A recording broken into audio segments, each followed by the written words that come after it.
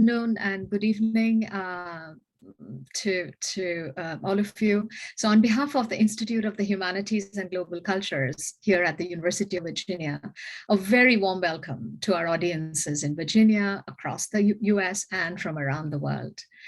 I am Debjani Ganguly, a literary historian and the director of the Institute, and I have great pleasure in welcoming you and our guest speaker, Professor Sara Natal from Johannesburg, as our first speaker in our year-long lecture series we call Futurities. The series will feature humanists, scientists, writers, artists, and policy experts who explore burning questions about our unfolding futures. How might we visualize possible futures in the age of technological immersion and climate change? The Metaverse CEO, Mark Zuckerberg, issued a rather ominous call to his employees this week: live in the future, as the company pivots away from the collapse of its social media brand and embraces virtual reality and artificial intelligence. The IPCC's mega-scale models predict irreversible climatic shocks that await us at the end of the century should be failed to limit global warming within the range of 1.5 to 2 degrees Celsius. Reckoning with global warming and the overshoot of other planetary boundaries is also, in a sense, to reckon with future reals, a mode of hyperrealism of what is to come, inevitably, irrevocably. Science fiction has captured such future reals for decades now. Based on hard scientific data, Dale Pendle's novel, The Great Bay, for example, published in 2010, begins in 2021 with a worldwide pandemic, followed by the gradual rising of the seas. His imaginative storytelling focuses on California. A great bay forms in California's Central Valley and expands during a 16,000-year period. In fact, one might say that the very idea of the Anthropocene relies on a science fiction conceit by inviting us to look at our present through the eyes of a future geologist studying the Earth's strata hundreds of thousands of years hence. Vistas of futures pregnant with promises of infinite growth and human flourishing appear to be vanishing as fast as Arctic ice. What might the limits of our current risk modeling exercises be, frequently predicated as they are on geoengineering marvels and a techno-optimism? How do speculative fiction and films envision the future? What resources do the arts, the humanities, and the sciences offer in helping us think about human life against the backdrop of vast non-human pasts and futures? So we begin our series with a scholar who has been thinking about these questions for long and is now writing a book about what she calls pluvial worlds, worlds saturated with rain and inundation. Sara Natal is professor of literary and cultural studies and is director of the Wits Institute of Social and Economic Research at the University of the Witwatersrand in Johannesburg, South Africa. In her 10 years at the helm of WISER, she has transformed it into a preeminent powerhouse across the global South. Her institute has nurtured projects ranging from the oceanic humanities, law and personhood, post-apartheid politics, urban imaginaries and Afropolitanism, and knowledge futures, among many others. Few enterprises in the global humanities and the human sciences around the world can afford not to collaborate with Sara and the stellar academics she hosts at her institute. One of the most exciting things about being an academic and a humanist, she once said, is the question, what is the future of thinking? Most people want to be experts and specialists. The concepts of curiosity and bravery appear to be waning. This is in part the result of an outcomes-based education that seeks to link training to the job market. The risk, says Nuttall, is that it empties out certain forms of thinking and certain forms of speculative thinking, not oriented to the current marketplace of ideas. Sara's academic energies were honed in the twilight years of the apartheid South Africa. A graduate of the then University of Natal and University of Cape Town, she was awarded a Rhodes Scholarship, which enabled her to study at Oxford. So involved was she in student politics that when she applied for the scholarship, she had to consult the local leadership of the United Democratic Front. She completed her PhD in Oxford and returned home at about the time Nelson Mandela was about to be released. She has since written extensively on post-apartheid social formations in South Africa and South Africa's place in the world.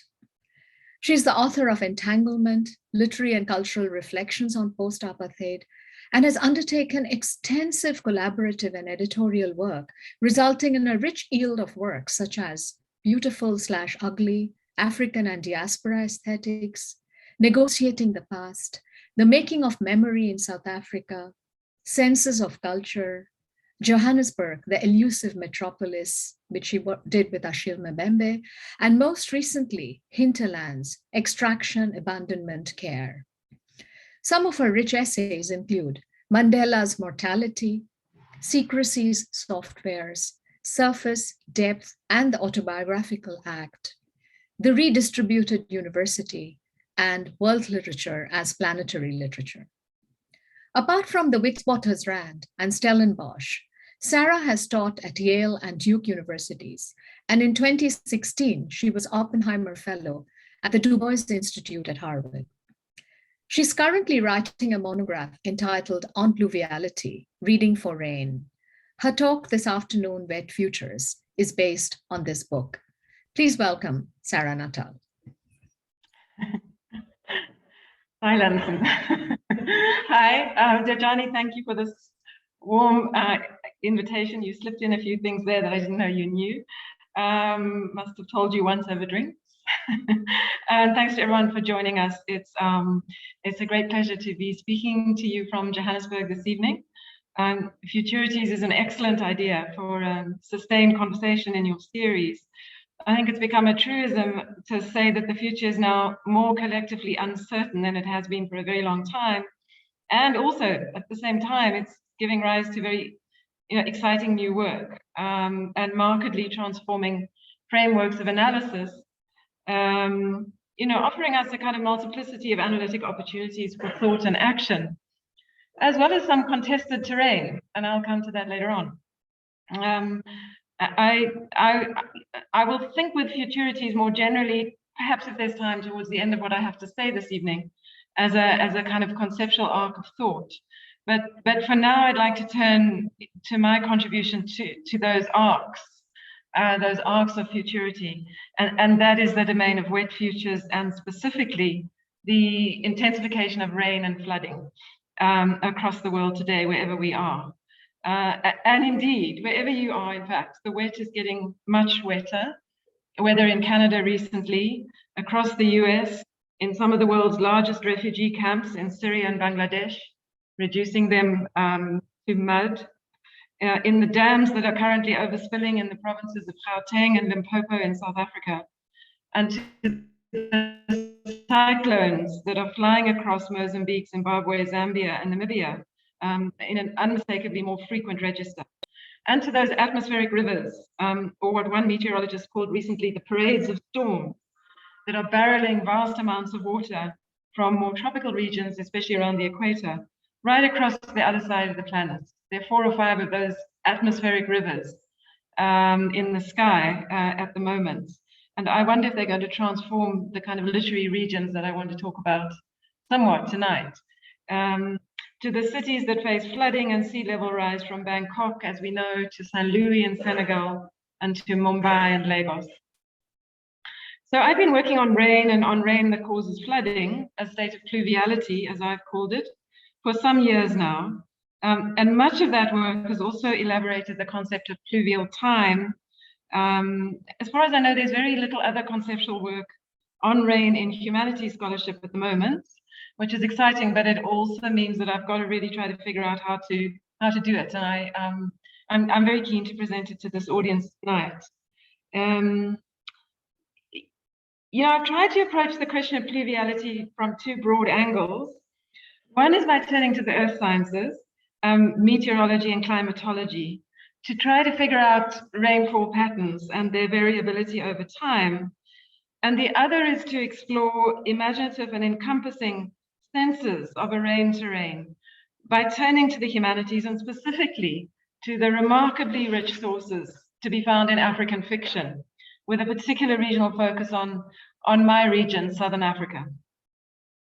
So this region is due to be and is one of the world regions likely to be most affected by climate change, with the wet getting wetter and also the dry getting drier. And of course, as one might expect, writers have been grappling with rain and drought for a long time, just as contemporary writers, including Namwali Serpil, who I will talk about later, are taking on full-blown catastrophic pluvialities in the present.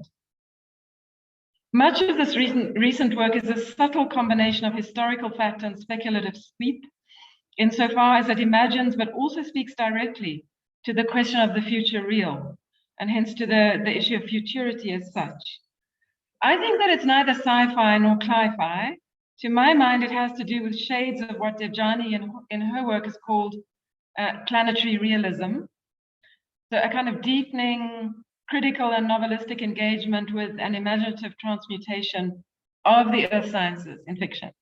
But maybe even more precisely to do with what my South African colleague Hedley Twydall, who works at UCT, has identified as the, quote, necessary fiction that, if not seen as such, would in itself risk becoming the future real.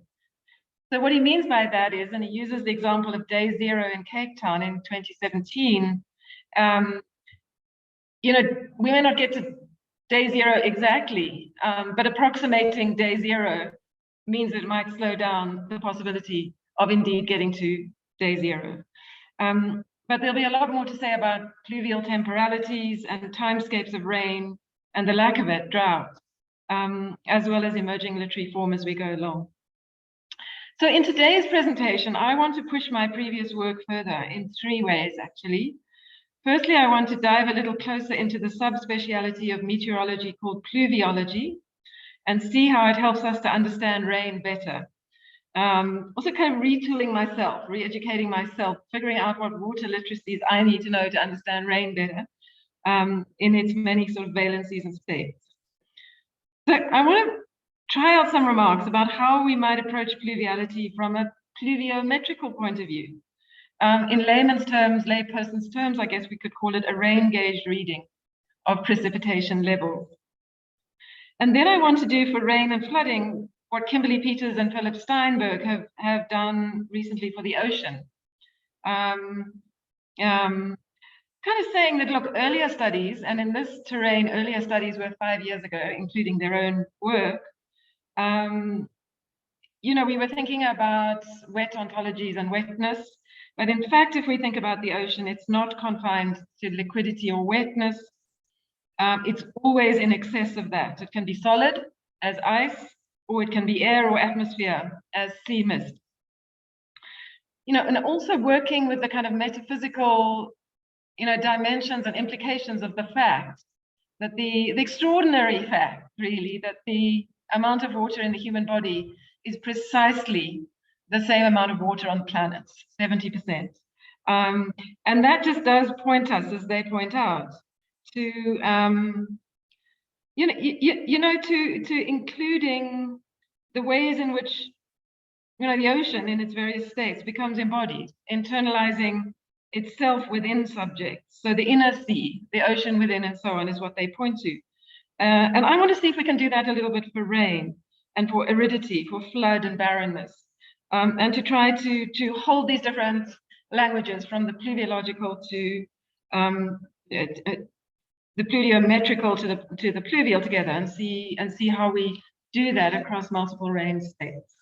I mean, the third thing that I want to do in today's analysis is to work directly with the fact that none of this emphasis on rain and pluviality precludes advancing our studies of capitalism, colonialism, and questions of power and inequality in the world today. And in fact might serve us very well in work towards what some are calling the project of decolonizing the Anthropocene, Françoise Vergès and others. So pluviality refers in one sense to rain as a material element in the hydrological cycle, and to the times when that elemental form becomes an event. So it might be good to think about rain as an element and as an event. But we can really start to elaborate on this in the way that I think the critical work hasn't. And there's a wonderful article published by Kruger and Numalo on rainfall trends between 1921 and 2015, published in South Africa in 2017. A lot of it's very technical. We'll have to find ways to transform the technical into the language of the humanities. But what they show, of course, as we might expect, is an upward precipitation pattern and a huge increase in the annual frequency of heavy rainfall events, which are causing landslides and soil erosion, and at the same time increasing drought, which I'll explain in a minute. We can see also from those studies the really complex nature of rain and different rainfall producing systems regionally, whether they fall on mountains, in dry hinterlands, or nearer to oceans. The other thing that I think is not coming through in the scientific work, the kind of earth sciences work, is the degree to which rainfall is not homogeneous through space or territory. And one would know this through, by driving through Joburg, where it rains in one suburb and it's not raining in the next suburb. So these wetter areas coexist with drier ones at any given time. There's no linearity. There are different scales. There's a concatenation of states of wet and dry at different times. So this, pluviality in this pluviometric sense that I'm learning and that I think is part of this work we all have to do collectively is variability. And we know when we think about climate change as it's appearing in, say, 19th and 20th century fiction, there's an element of stability there. And now what we're dealing with is radical variability. The other thing is about the time of rain, which I've called pluvial time. And in its more literal sense, I learned from pluviometry. The time of rain is quite delightfully expressed by pluviometrists under the term spell. So a spell refers to how many continuous wet days there are per year. And wetness can be continuous or episodic. It can also be slightly mysterious, as we might expect from spells, as future form, because we know that rainfall records are surging beyond what computer models can model at the moment. And so we just don't know, given the kind of escalating crisis of world ecologies, we just don't know, what rain's going to look like and how exactly to figure massive storms, atmospheric rivers and landslides and so on. So here I want to break for a moment because my task is to keep you interested and on track for the argument I want to make, and tell you an anecdote from a very recent road trip I made through the Karoo, which is South Africa's dry, arid semi-desert region in December. In fact, so hot and dry that on the single lane highway you could see these actually enormous mirages on the road. Very interesting, in this landscape of intermittent, at most, human habitation, one comes through a small town called Langsburg, and there, hovering on the edge of the river, is the Flood Museum. And that town has been flooded several times. Sometimes it's been underwater. Funnily enough, the Flood Museum is right on the river banks. And there seems to have been absolutely no preparation for defending the Flood Museum from the next flood. That region has been subject to massive floods for 10 million years, likely to happen again. So on reaching the small town of Prince Albert, and tired from doing all the driving, I then reached for a coffee and the local newspaper in the closest cafe. Dominating the front page of the Prince Albert Friend, which is the local newspaper, despite the fact that the town is really only 3 streets long or so, aside from the local election results, is this headline: "When is a drought not a drought?" Front page of the newspaper is all about rain. The opening paragraph tries to provide its answer. There's no word to describe it. This is because a drought is just a dry patch in a series of normal rainfall years, the article explains. Rainfall records have been kept since the 1880s, showing some wet cycles and some dry. The last few years, however, the newspaper tells us, have been, quote, disastrously dry. Any rain that falls now returns to the atmosphere, I'm quoting, available to neither people nor plants. It continues, temperatures are rising to the mid-40s in summer, plants are dying, and quote, you can't even maintain a lawn. The article mentions climate change, but what it seems to be suggesting is that the disastrously dry is not yet in the lexicon of what can quite be known in this region. I realize the newspaper is trying to break the news to residents gently. Full-blown climate catastrophe on the near horizons of the Great Karoo.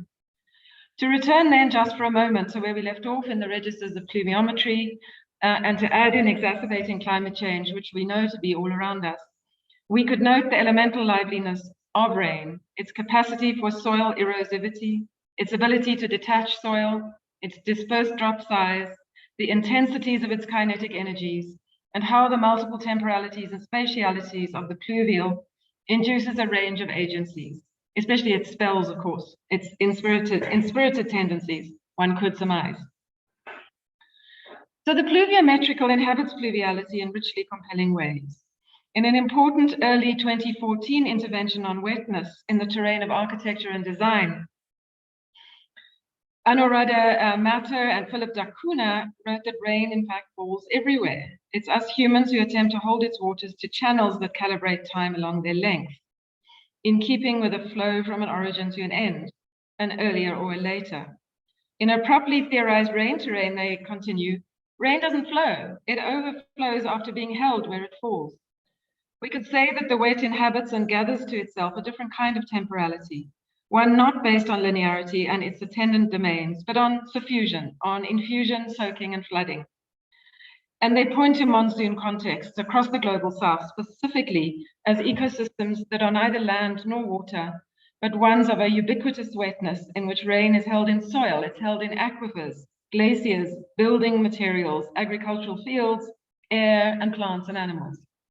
However, 8 years on from when their book was written, we could now add more precisely and pluviometrically that rain does not only fall at the same time nor with the same intensity across smallish places, that it flows and changes in relation to pre-existing topographical corridors, valleys, mountains, and plains, and that in a planetary context, increasingly subject to massive fire outbreaks.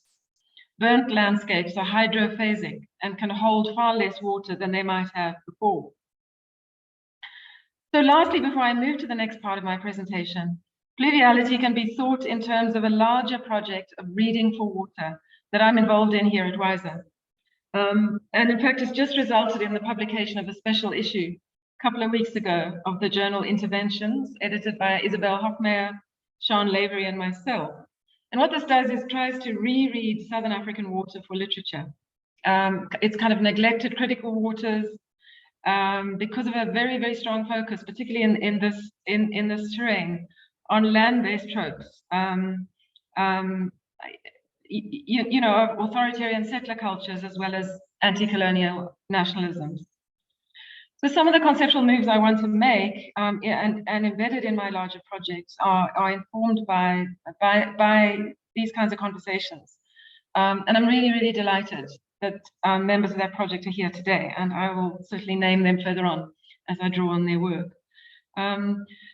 What one is trying to do in the work that's coming out of Southern Africa started as oceanic humanities and is now moving kind of inland into all kinds of hydrological terrains and literary regions, is to try to read for the political and agentive power of water, but also to read for hydrocosmologies and hydroepistemologies that are coming from much earlier African, some of them pre-colonial traditions, trying to reread not only regions, but infrastructures and wet and dry kind of war zones, and crucially to read for Hofmair's concept of hydrocolonialism, which I'll come back to throughout the talk.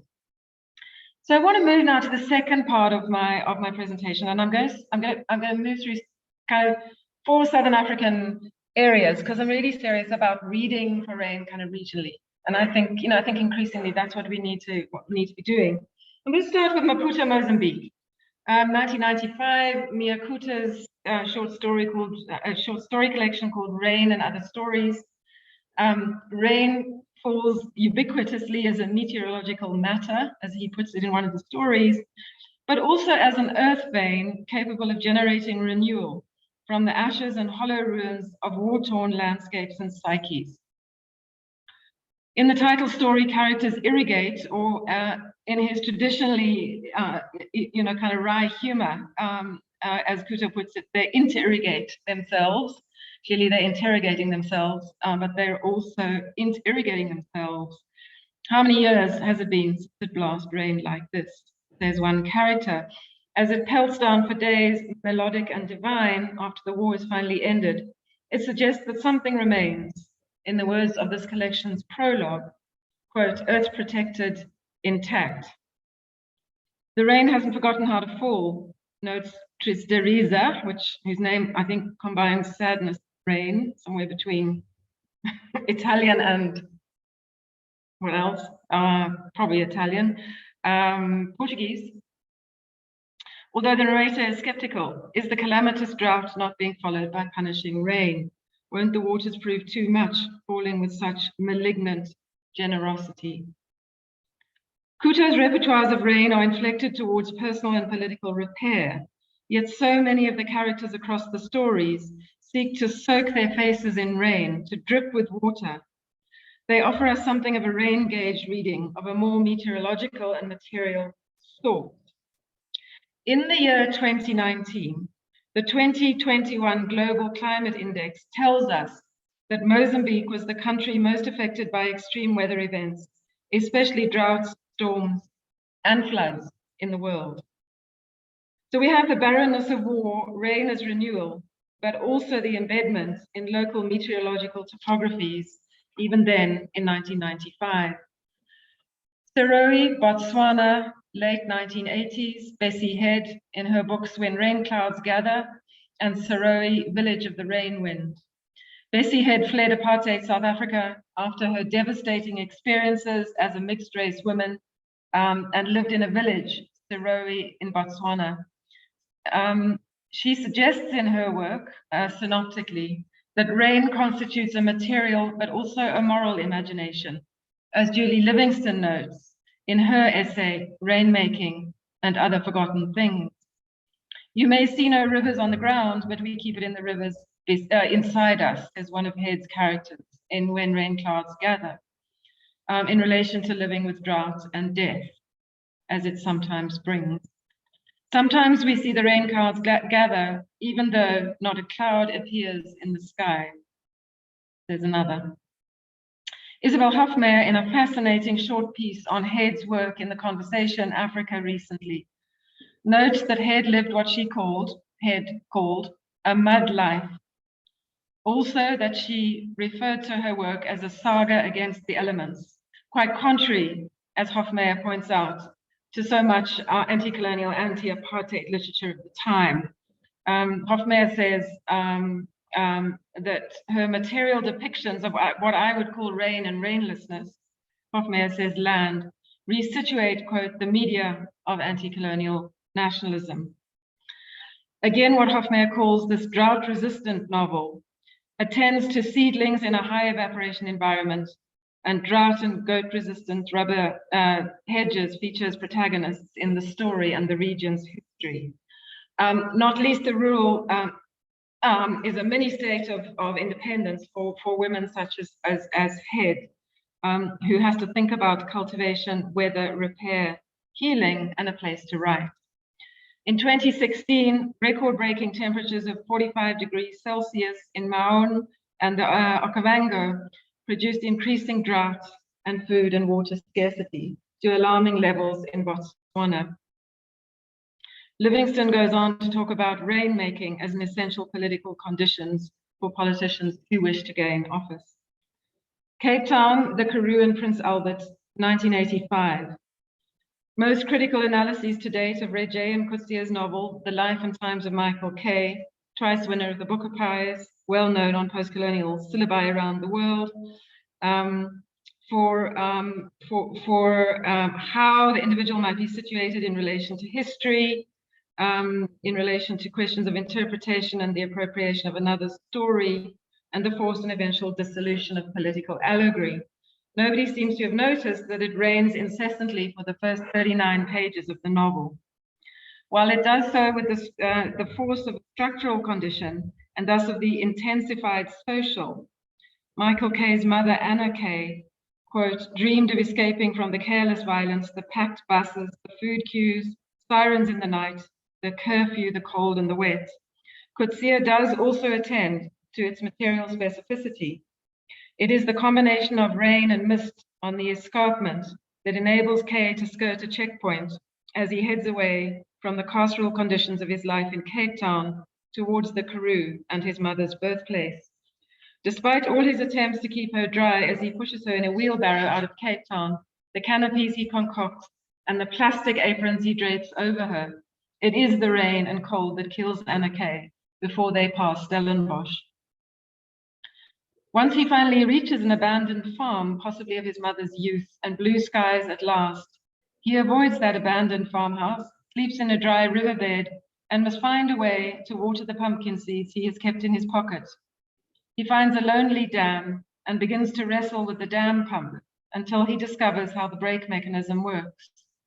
A minor engineer, he learns how to control the dry spinning of the wheel and restores a system of furrows that could irrigate just enough land near the dam to grow his vegetables. Next, he tackles the borehole, which has been pumped dry, yielding only a weak and intermittent stream. It becomes Kay's deepest wish to restore, quote, the flow of water from the earth, as he imagines an inner sea or a deep pool with no bottom beneath the ground. And we could think of Waldo in Olive Schreiner's much earlier novel, The Story of an African Farm. Maria Gestain has looked, has drawn us to how Waldo looks at the stones, the dry stones of the farm, and recalls the lake and inland seas and the strange fishes that must have inhabited the area many years ago. It's also his way of trying to find, slate his thirst for something other than the kind of authoritarian settler culture of the farm. Very interesting that Michael Kay feels at home at the dam and thinks, I want to live here forever, but will not restore a matriarchal line with his mother. The worst mistake would be to try to find a new house, a rival line, on his small beginnings out at the dam.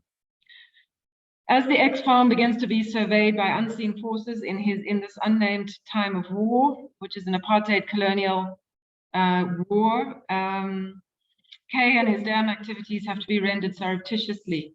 The vanes of the pump must never be seen to be moving. The dam must always be seen to be empty, except by moonlight. I find this a really fascinating moment in my most favorite of Coetzee's novels, and one that returns me for a moment to Isabel Hofmair's short piece on Bessie Head, Aridity and the Drought-Resistant Novel. She notes that the South African settler novel and the farm novel genre, which underpinned it for so long, has often continued to draw on abundant still waters, a river pool, the still surfaces of a dam, to figure self-reflexivity. This, despite the fact that the imported British novel form has had to relocate, she says, to the semi-arid interior of the region of the Karoo.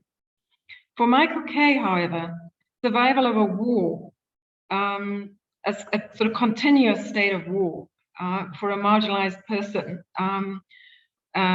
such as himself, depends on emptying out the dam, preserving an arid look with just enough water surreptitiously drawn from the ground underneath to water his plants and feed him.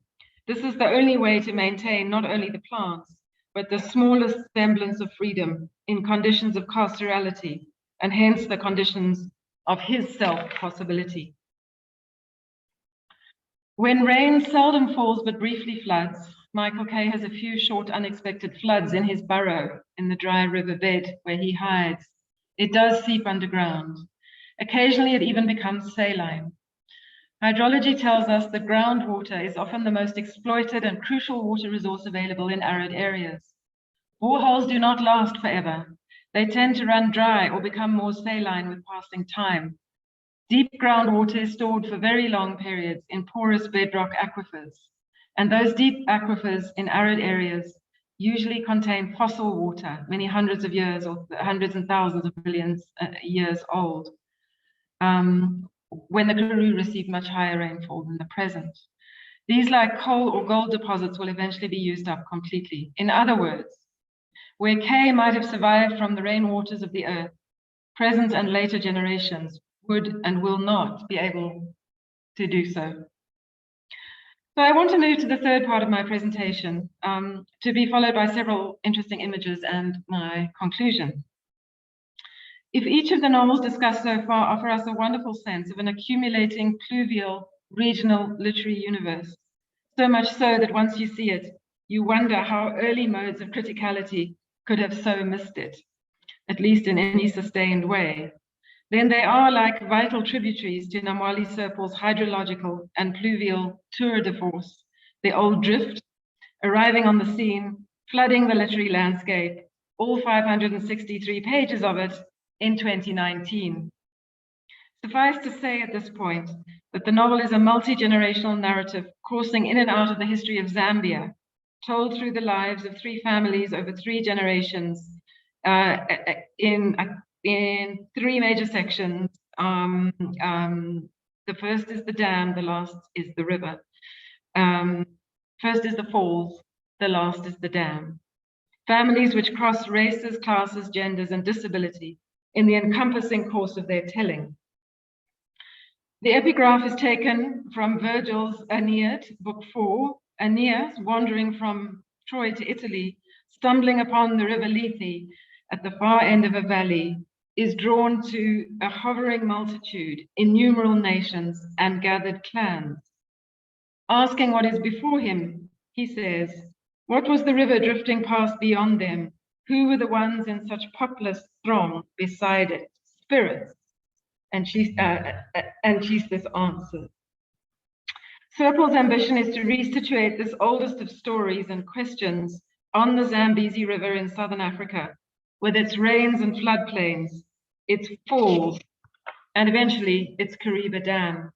The book begins with a very long Z of mosquitoes, an African mosquito chorus who will comment on the oldest of stories, Virgil's being one of them, which are finally not Virgil's, but the mosquito's own, or so they claim, one of the oldest species of all.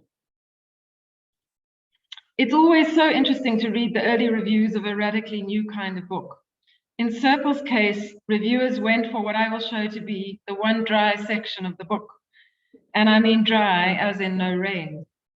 That is the attempted conquest of the atmosphere, the skies, in the making of Zambian decolonization and its back histories of colonialism. Edward Nokoloza's Zambian National Academy of Science, Space Research and Philosophy, and his attempts to send astronauts to the moon,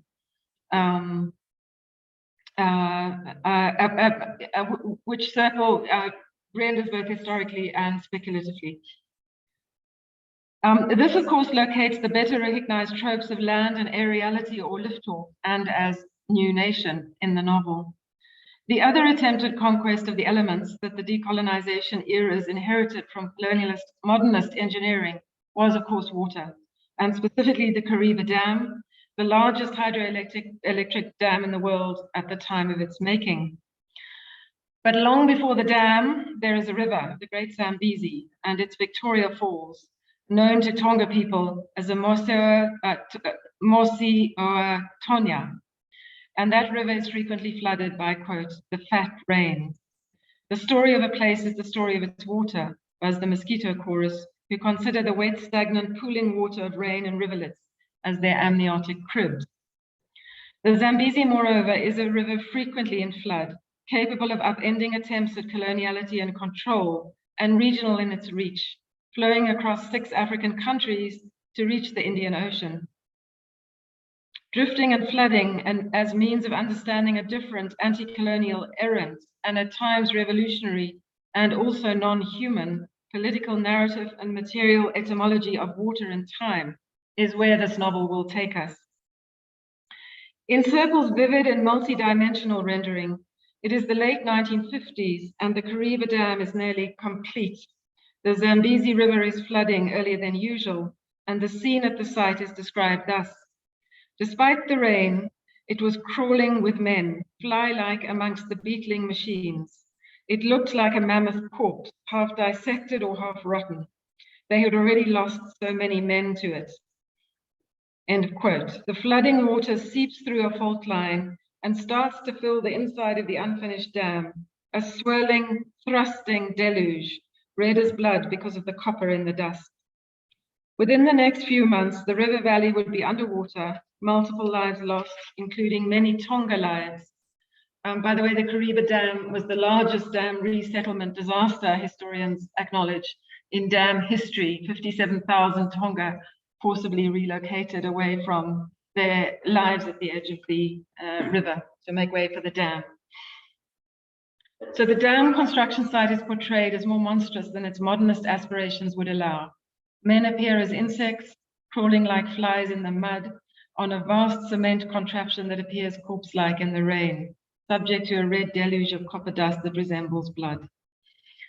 Violent histories of labor exploitation, displacement, and death, as well as the dam's ultimate uncontainability, subject as it is to a river known for its extensive flooding, undercut watertight narratives of human progress and enlightened modernity.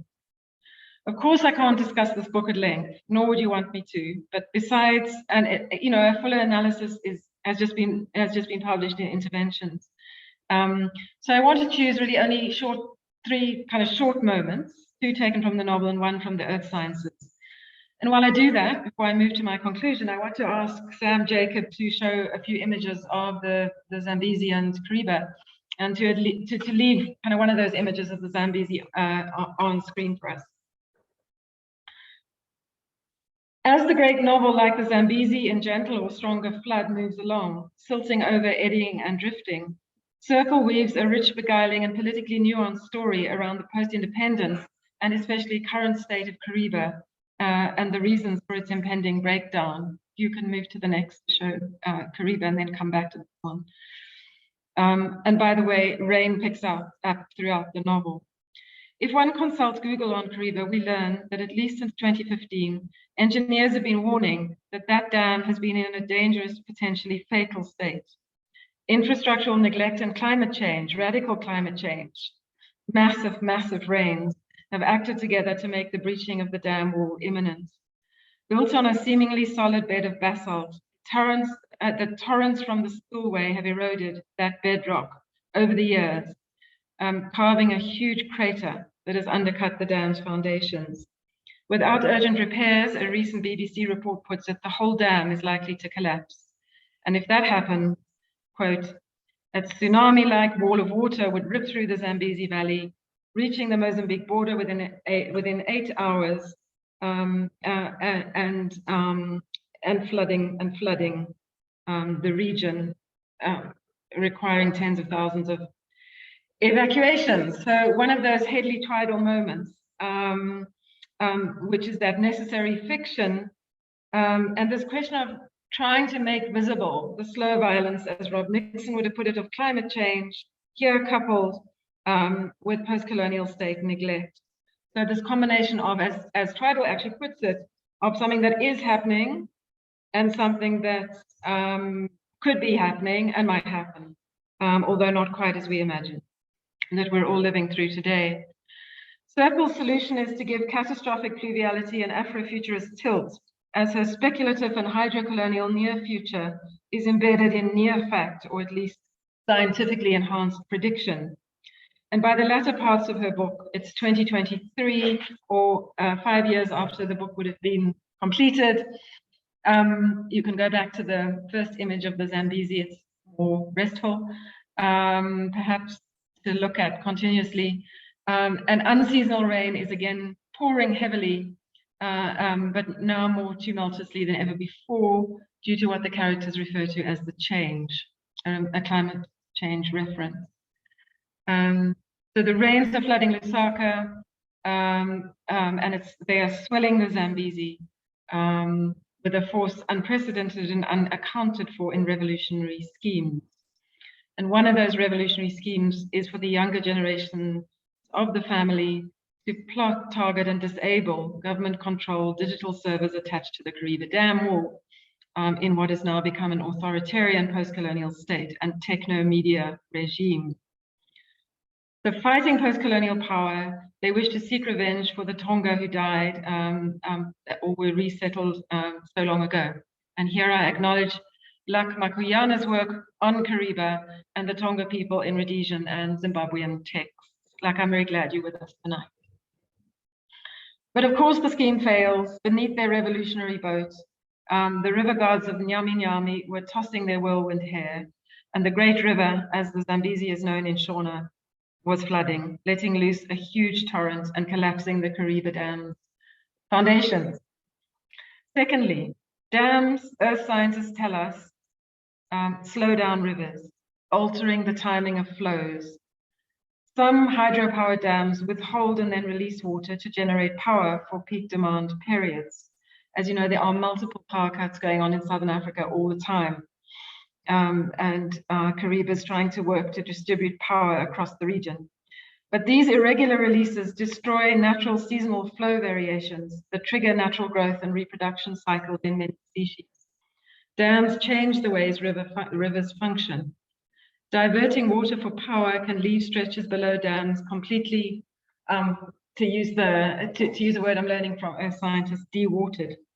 This may work fine for human consumption and electricity, but aquatic life depends on steady flow to guide it. And so the Zambezi Basin, one of Africa's largest, is a river system home to these immense wet plains. I think if you look at that second image, you could see some of the floodplains around the river, responsible for climatic regulation of a very, very rich ecosystem of savannas and humid forests. So hard, impervious cement spillovers and drainage infrastructures recommended by engineers over time actually generate very high velocity floodwaters in heavy rain rather than contain them. So a river's spillover is much more effectively absorbed by surrounding earth. And if it can't do that, the floodwaters get worse. In heavy rains, of course, this can rapidly generate worse flooding. So in other words, hard surfaces which can't absorb rain affect flows and give velocity to potentially catastrophic pluvial time in ways that I'm just starting to understand. Moving towards conclusion, last 10 minutes or so. Circle is, of course, acutely aware of the powers of drift, D with a small d, and must have read Bronislaw Zzinski, I'm sorry about the presentation's 2018 essay written just before she published a novel in that final year called Drift as a Planetary Phenomenon. You know, arguing that drifting can lead to a deeper understanding of the way all things move in the extended body of the Earth versus locomotion, which has a front and a back and moves differently through the world and is human-centered. Trying to think if a dam has a front and a back, not sure about that. So there's all of that, and there's all this work, not only on how a planet locomotes and does not, but how mosquitoes operate in mini dams, tiny reservoirs, which are puddles, and which are biodiverse microhabitats that actually support species persistence. Those mosquitoes are very persistent about their species persistence. And I have another essay which was published in eFlux recently called Earth Infrastructures, which is how we have to try to think about, for example, rain and drift in relation to the infrastructures of colonial modernity, and probably rethink most of the classic registers of engineering. The novel is absolutely fantastic in taking down the expert knowledge of engineers and replacing it with something else. At the very end of a human-told text, the character Nela is submerged mid-sentence by the floodwaters, and we make a wry return in some respects to the story's beginning. The power of the river itself, its inspirited waters, beyond the mega dam modernist fictions of 20th century industrial and colonial modernity. And with the river, it is the mosquitoes who persist and prevail. And so we roil in the oldest of drifts. There's the mosquito chorus, a slow slant spin at the pit of the world, the darkest heart of them all. The oldest drift of them all, the planet's biochemical heart, its darkest heart, again, an ironic invocation of one of the oldest adages of them all, Africa is the heart of darkness, from which such brilliant literary fictions are assumed not to emanate, are the mosquitoes circle's ultimate decolonizing gesture and signal. By way of conclusion,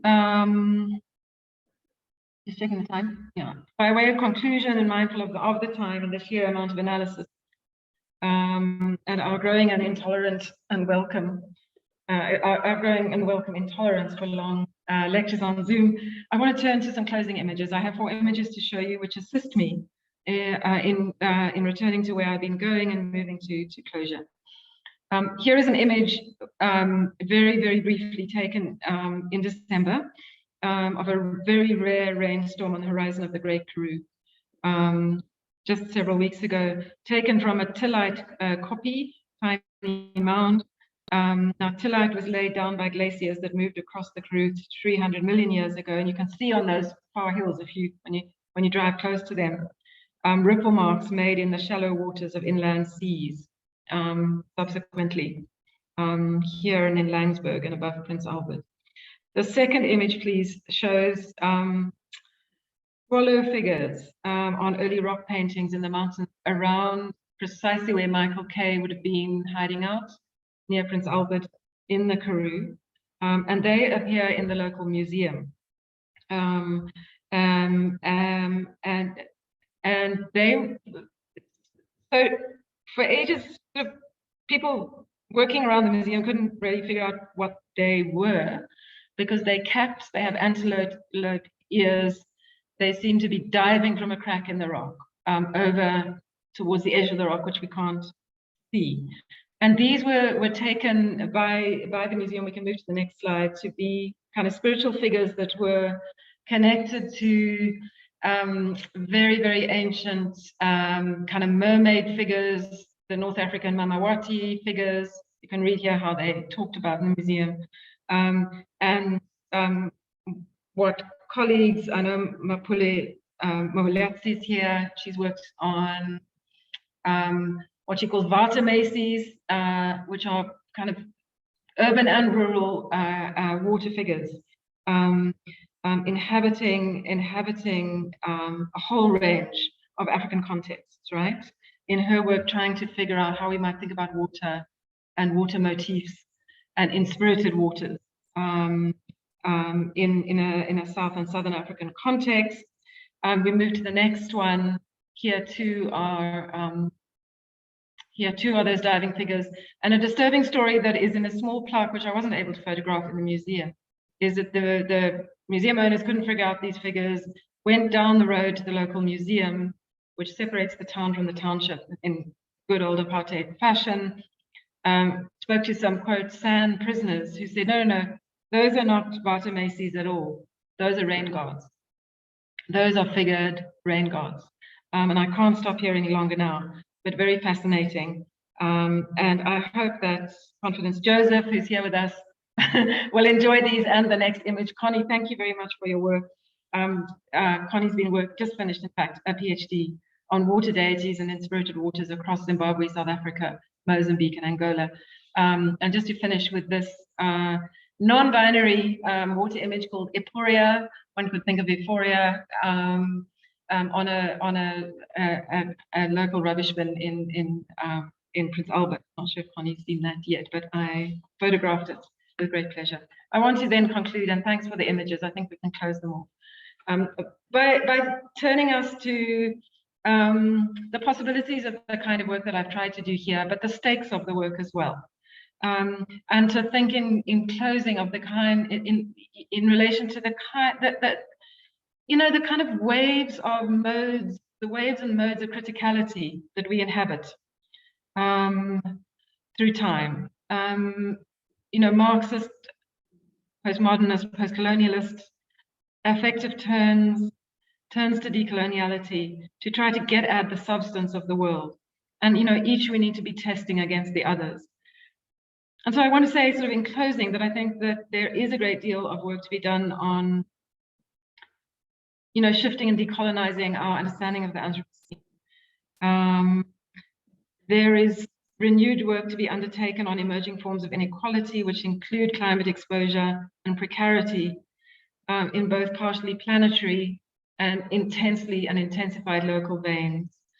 Turning to archives such as African and Southern African and African sources, which theorize sometimes a more enchanted and non-human and ancestrally inflected space, can be powerful. You know, and kind of marshalling all the resources that we have through hydrocolonialism, which is this wonderful concept, I think, really emerging from work in Joburg, particularly through Isabel's work, which thinks about colonization by way of water, marine imperialism of water, occupation of land, and the declaration of territorial waters, colonies on water, whether it be ships or others, prison islands, but also the colonization of an idea of water. Is so fundamental for how we undertake this work, and insist on the political and historical registers of that work. I'm publishing another essay very shortly called "The Earth as a Prison," and that helps me to draw together ecological catastrophes with, of course, the histories of slavery, colonialism, and apartheid, where the world has ended or may seem to end many times before. So there are all of these registers that I think that we can think very carefully in. And the one that I've wanted to contribute tonight is the pluvial as a form for the political ecological today. So how do we get it right? How do we hold it all together? Just for now, futurities have recently been written in technological and oceanic vein, not yet in pouring rain. Thank you very much. Thank you. Thank you, Sara. Let me see how I can remove the pin so that we can see everyone.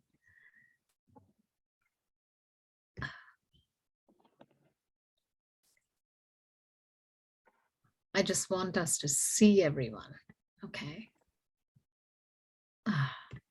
Sam, could you help if possible? Is there a way where we can just go back to the screen seeing everyone? But meanwhile, we have plenty of time for questions, and do raise your hand so that I can see you in a queue for questions. Sara, that was an immensely rich talk, and using the privilege of the chair, I want to first actually invite you to say a little more about how you've even thought about rain, because you began with a pitch where you said that you saw rain as element and event, and as your talk evolved, as it kind of drifted through the novels, the various images, you know, to me, rain in terms of assemblage, in terms of infrastructure, and also the term that you use, the inspirited, the animist idea of rain, especially important for narratology, for the way we think water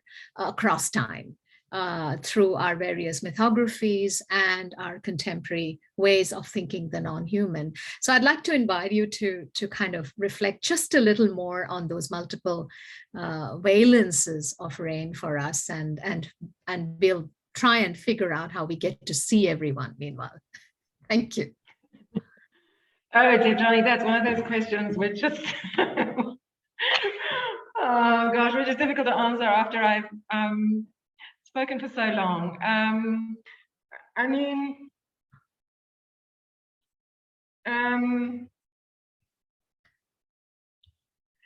look, I mean, I don't know. I think I've given you enough on that. I think that I think that one's moving between,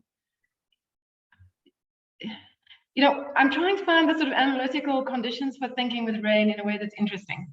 And some of that is sort of, grasping for something that works and doesn't work. So it seems to me that, yeah, that we need to subject, I mean, I think one of the more interesting kind of turns that has happened in the humanities recently is the turn to infrastructures, for example.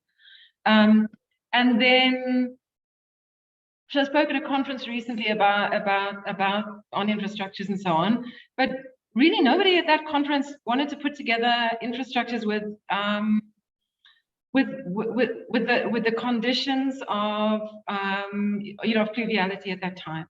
And so when I sort of trudge through what happens to dam spillovers and why that's so bad for everything we're trying to do to work to contest climate change, and why engineering as a discipline is not listening to the humanities enough,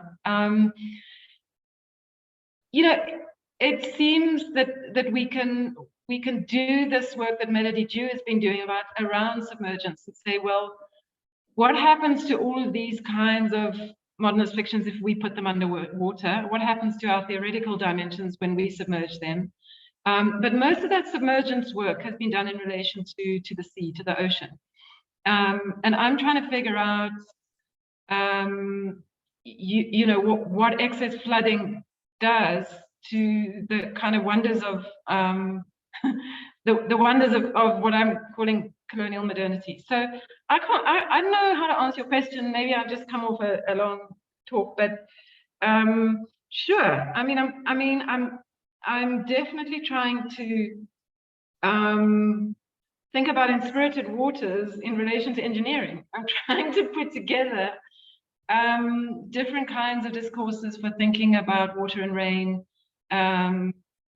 infrastructure and narrative and psychoanalytic time and all of these things. So there we go. I can't be more coherent than that. No, that's fine. Thanks. And we now invite questions from you. There is so much to think about, and especially the rich literary archive that Sara has, you know, brought to us, from writings from Mozambique to Botswana to South Africa to Zambia. So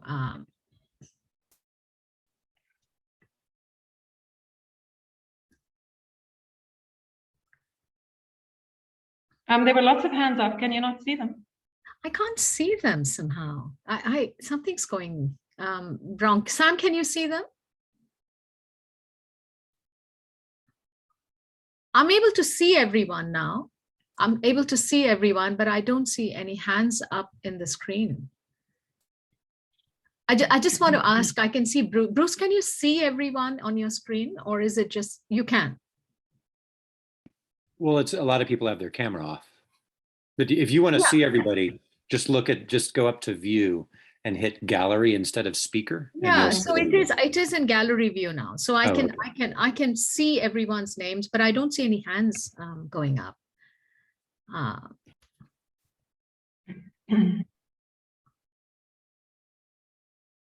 So, I mean, one of the things that I was trying to raise that I'd like to hear, you know, much more from people on, because it's hard to think with them, is the question of literary regions. And you know, the kind of plumiometry I've been looking at doesn't say much about regions. And of course, if one looks at the African continent, you know, one can think about the Congo Basin region and the equatorial forest and so on. There's virtually no work at all in terms of what's happening in relation to climate change in that region. One can think about the sort of Sahel-Sahara region. And of course, one can think down to the Southern Ocean and think about the sort of Africa-Antarctica region, which scholars here like Sean Lavery are working on. So the question is, how would these, for example, atmospheric rivers in the sky start to produce new kinds of regions, whether we're working in meteorology or fiction, and where exactly they emanate from the equator, but they go in 5 different directions. And as I understand, it's kind of computer modeling is just starting to learn how to model them. And, you know, kind of refugee camp management is starting to learn to figure out how these massive multiple storms move and so on. So there seems an interesting question for me, and I wonder what people are thinking about from their different kinds of regions. You know, how these regional pluvioscapes are forming themselves in ways that might be quite interesting and useful for, you know, for novel form as much as for meteorology. Yeah, no, that's a fascinating question, and I was really taken by your plea to to decolonize the Anthropocene, or the decolonial approach to the Anthropocene is really thinking across these variations, regional variations. Ranjana has her hand up, so Ranji. Hi. I wanted to ask a little bit about sort of the past of the kind of thinking that you're doing here. You know, in some ways, this, you know, on one level, I sort of think, oh my goodness, this is just such an English argument to be thinking about the weather and to be thinking about the rain. And of course it's not that, but I do wonder about the ways in which, you know, one might think about the past of understanding you know, the wetness of England, the heat and dust of India, you know, the tropical understanding of a variety of other spaces, and sort of the way in which there is a kind of prehistory of a consideration of the weather and how it actually does shape character, and then shape also perhaps literary form as well. So I thought I would just sort of, you know, I know that this is about futurities, but I kind of want to know about the prehistory of this, in this sort of understanding that you're asking us to consider a decolonized Anthropocene, as it were.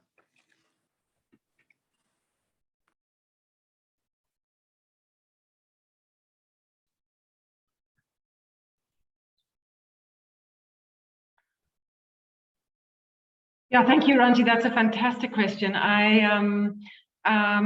You know, I suddenly see, of course, that has to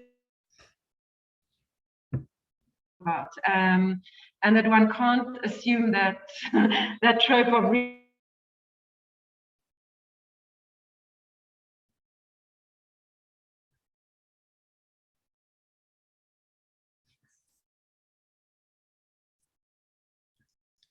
I think we've lost Sara.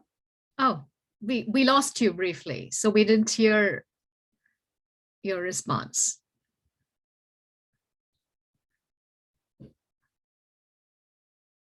There we are.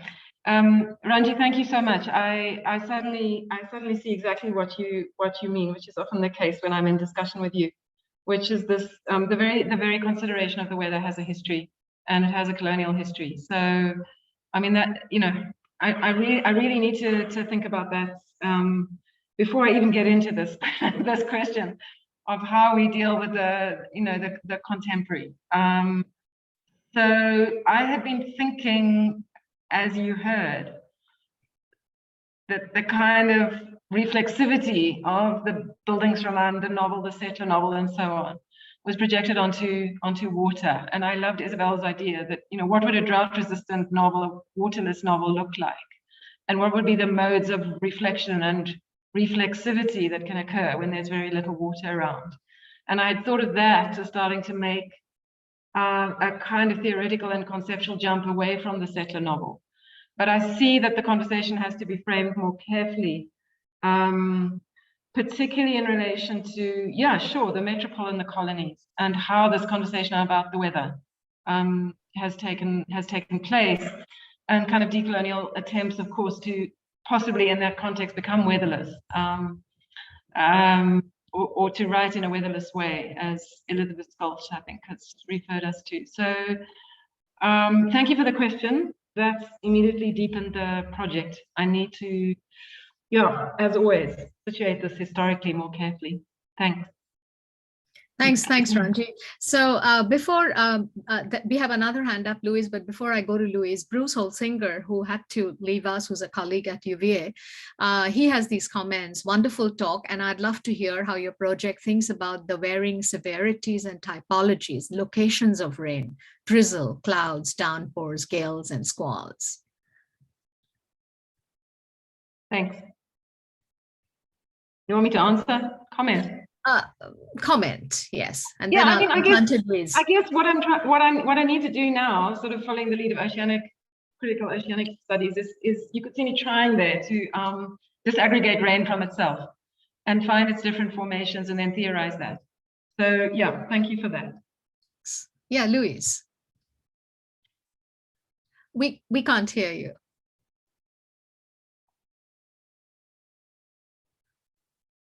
I'm sorry, a rookie mistake after all this time on Zoom. Thank you, Sara, for a wonderful, wonderful presentation.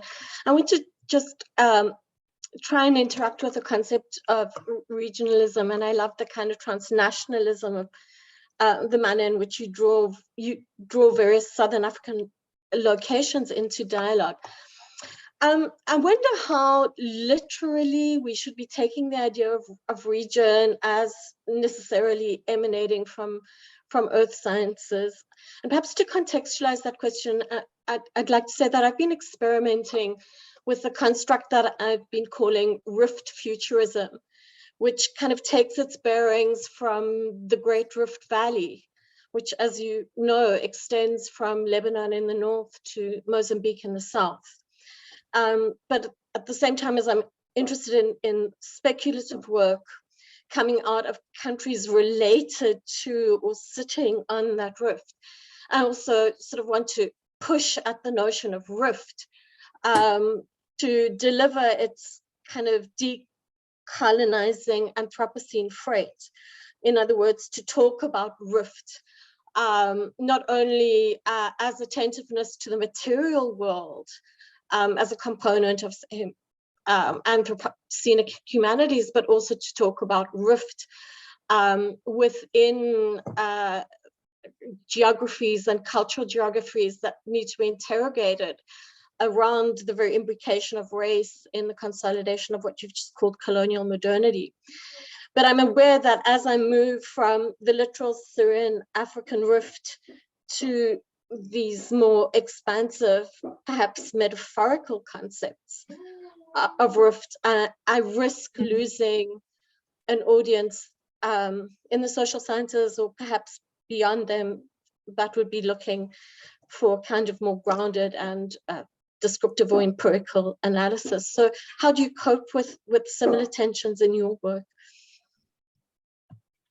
Yeah, I mean, for sure, absolutely. Thanks. That's a really wonderful comment, Louise. And I think you can feel the instability in the presentation, which is a risk, and you know, this is trying stuff out. Probably not as well worked over as most US-based lectures of this kind. But I mean, I'm taking that risk, and I'm trying to, I'm trying to think about how one draws, you know, one draws knowledges from the earth sciences, which one is simply not being attending to as a humanities scholar. But then how does one then reweave them and reknit them into the kinds of kind of critical theoretical discourses we spend many decades thinking about very hard. And this is very difficult. And yeah, I really want to know about rift futurism. That sounds fantastic. I don't know. I mean, I think it's true that one falls between audiences with this kind of work, because either you're speaking to humanities people who's saying, you know, where's the social and political theory in this? What's happened to that particular intellectual project if we move too far away from it? And then, as you kind of intimate, kind of scientists and engineers who might be working intricately on water and pluvial cycles and oceanics, who really not reading this stuff at all. So I mean, I'd love to hear from other people. It's a dilemma and it's difficult because you're not speaking to your home audience when you're doing this work. I mean, you're trying to build a rift, a deliberate rift in critical vocabularies. So yeah, you're putting your finger on something. I'm not sure how to solve it, but I'm very glad you're doing this kind of work. And as are other colleagues in Joburg at the moment, trying to figure this out. And really just put the case for for these kinds of critical rifts to a very strong social science contingent who I think are not particularly willing to go down these particular riverbeds. Yeah, thanks. And Sara, in terms of our critical theory orientation for a whole century now, scholars in our field, I guess, have grappled with the problem of this translation from one disciplinary register to another. What are the implications of carrying over? Because rift is as rich an idea in the earth sciences and the humanities as drift is. Drift narratologically is fascinating to think through. So I think there's just a rich body. As is flooding in psychoanalysis. As is flooding in psychoanalysis. All of this early work is ham-fisted and has to build its dynamics and understand its politics as it goes along. Yes. So I'm grateful for fellow travelers and critiques. Thanks. Okay, so we have two other colleagues, Enrico Cesarati. Oh, he just left. Oh no, Enrico, you had your hand up. Yes. Yes, I just brought Laurie down. Well, first of all, thank you for offering such an inspirational talk. I wasn't familiar. I'm an Italianist, so I'm not familiar with many of the novels you mentioned, besides Coetzee. But it helped me rethink also something that I've been trying to work on. Coming from we were talking about regional and local other possibilities. So focusing on Italy, I am aware of a novel that is called Malacqua, which is meaning translated in Bad Waters. And it talks it basically is about 4 rains of pluvial rain in the city of Naples. So your talk helped me really re-envision and rethink this story, especially it's also in terms of form. And I realized Italy is not such a productive area when you think in decolonial terms, but we have a south-north situation. And so that can still be, I still need to figure out how, but I mean, I think it could help me after hearing your talk to re-envision that in terms of south-north rather than colonial, decolonial, but also in terms of the way in which the political comes in. And again, your observations, this story basically takes place in the 70s during terrorism. And so there was a meteorological deluge that happens at the same time in which there is a political deluge, and so this novel brings together the two. So this is the question that I really have is that this novel is written in a stream of consciousness way. So it's like a flood itself. There are no commas basically. It's a whole piece. And so I wondered if the novel you addressed, of which I know absolutely nothing, they may have, rather than this realist format, they might have a different kind of more modernist structure that may remind the stream of consciousness, the stream, and also in terms of kind of flowing stuff. So that was thank you again. Yeah, thank you very much. I mean, we didn't get to the issue of novelistic form as much as may have been helpful. I mean, I really would love if you would look at this intervention special issue. It's just out called Reading for Water, and it moves across rain form, but many other forms as well. Louise wrote an essay called Hydrological Johannesburg in it, where she subjects the city of Johannesburg to water in what is usually taken to be a very dry city. And attends to its subterranean dimensions and its colonial and apartheid aftermath. But I mean, I think Serpil, writes in some ways a kind of modernist Bildungsroman, and in another way, kind of suffuses it with material life, so that novelistic events and incidents occur before and after the rains. Rain inhabits the act of writing, where somebody's writing in a notebook. Rain inhabits the kind of wit and the wetness of accidents. She's very interested in error, the errors of history, the mistakes and jokes and chances of history, and so on. So I mean, I think there's a conversation to be had in relation to the novel you're pointing us to, and the kinds of novels I've talked about, which must have been a little difficult to follow if you know nothing about the region, around literary form and what pluviality and rain might be doing to literary form. So I'm grappling with that, and I would, I'd be keen to talk to you about what's going on in your novel and how we might put our heads together to think about, you know, larger questions of content and form. That would be fascinating. And Sara, Enrico is a professor of Italian at UVA, but he's also very actively associated with our institute and heads up the Environmental Humanities Network here. So yeah, we should start looking at rain and form. That would be interesting. Yeah, so that would be a great. So there's Adrian and then Emily. Adrian. And do introduce yourself so Sara knows where you're from and your work. And yeah. Sure. So my name's Adrian Galley, and I'm a research specialist in environmental humanities at UVA. And my research affiliations are in English and the Global Policy Center at the Batten School of Public Policy. I was really interested. I sort of had essentially sort of two comments. That to kind of think about I think what you're doing is really interesting in asking us to think about what you might call a wet genealogy, and that a wet genealogy involves certain transnational kind of constellations of novels, but also bringing infrastructure and layered colonial sort of landscapes. But what I think is really fascinating is that a lot of environmental humanities work that I find unsatisfying is how they bring the infrastructural, or how they bring some of the issues like earth sciences together with the literary. And it seems to me that two things that your talk made me think about was that how not the novel as a form and earth sciences in this particular field are really, when they're thinking about atmospheric rivers, they're thinking about flows and phenomena that are distant from each other in time and space.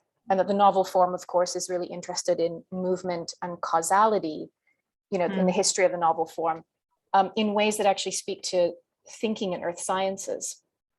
But in terms of a wet kind of criticality that you're trying to sort of theorize, a wet critical position, if you're thinking in terms of atmospheric rivers and thinking in terms of weather phenomena, that there really is sort of no atmospheric decolonization, right? Atmospheric decolonization has not happened, in the sense that we are essentially, the colonial West has been making the weather, right, for the rest of the world, and will continue to have made the weather in the future of the world for centuries to come. And so the act of decolonizing the Anthropocene has to come up against the impasse. If you think with a wet criticality, that think something like an atmospheric river as a hugely important phenomena for our contemporary moment and our near futures cannot really be decolonized. And so I think that's really helpful for me to think about in terms of the constellation of issues that you're bringing together. I think really is something very exciting and new in thinking about decolonizing the Anthropocene. So thank you. Oh, that's a wonderful question. I mean, a wonderful observation, comment, intervention. I really, really love that. So, yeah, of course, from seeding clouds to atmospheric rivers. So, thank you. That's really got me thinking. Thank you very much for that. Atmospheric decolonization. Wow. Okay. Yeah. Emily. Hi, I'm Emily Yen. I'm a visiting scholar here, and I originally trained as a sociologist. So this is a little bit outside of my field, but I've done work in environmental humanities. And I really appreciated your talk. I guess one of the things that I was thinking about when you're giving this talk was recycled water. And so I was going to ask you about sort of your conceptualization of recycled water, but then also how sort of it's just in some of the regions that you're looking that you've done work in, how this is being implemented in areas with like water shortages. Yeah, well, yeah, don't know enough to give you a precise answer that would satisfy you. So the question is, how do we start thinking about water not as something that's given or not there, but as something that's recycled? Yeah, Don't know, have to read the Sociology of Recycling. Not sure. Emily, do you have any thoughts on, are you working on the idea of recycling or? I'm personally not, but I have a colleague, Chesney McUmber, at University of Connecticut, who's done work. She originally trained as a political science, but then is working with a bunch of the engineering school and has done some work in this area that you might want to check out. Thanks. It's just an interesting wedge into the conversation. So let me think about that, Emily. Thank you. For sure. Thank you. And we're also coming to the end of our 1.5 hour session. So I'd like to take this opportunity to thank Sara again. Please join me in thanking her for an utterly rich talk and leaving us with so much to think about. And Sara, we can't wait to read your book when it's done.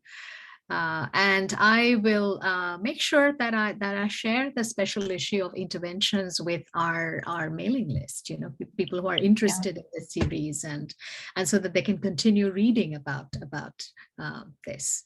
So we plan to create a kind of an archive emerging from, oh, I put on the wrong hand, sorry. Yeah.